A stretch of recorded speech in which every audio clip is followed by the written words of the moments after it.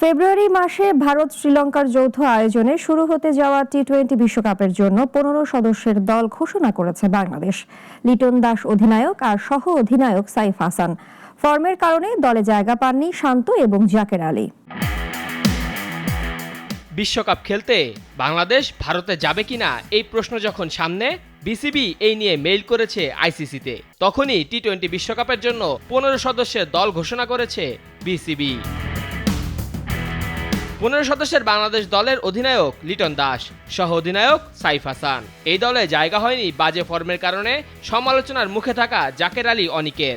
নেই চলমান বিপিএলে ব্যাট হাতে ছন্দে থাকা নাজমুল হোসেন শান্ত। জাকের শান্ত সহ সবশেষ 2024 টি-20 বিশ্বকাপের মোট 6 ক্রিকেটার এবারের দলে নেই।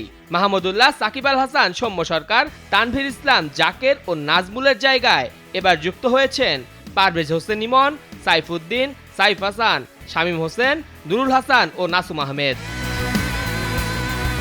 এই দলে আছেন 2024 বিশ্বকাপে খেলা 9 ক্রিকেটার। তারা হলেন লিটন দাস, তানজিদ হাসান, রিশাদ হোসেন, তাসকিন আহমেদ, তানজিম হাসান, শরীফুল ইসলাম, মেহেদী হাসান, তাওহিদ হৃদয় ও মোস্তাফিজুর রহমান। সংখ্যার হিসেবে বিশ্বকাপের ঘোষিত দলটিতে আছেন 7 ব্যাটার, স্পিনার 3 জন, বাকি 5 জন পেসার। আগামী 7 ফেব্রুয়ারি 20 দল নিয়ে শুরু হবে 10ম টি-20 বিশ্বকাপ। উদ্বোধনী দিনে বাংলাদেশের প্রতিপক্ষ ওয়েস্ট ইন্ডিজ। গ্রুপ পর্বে বাংলাদেশের অন্য 3 প্রতিপক্ষ ইংল্যান্ড, ইতালি ও নেপাল। মেহেদী হাসান মুন্না, নাগরিক।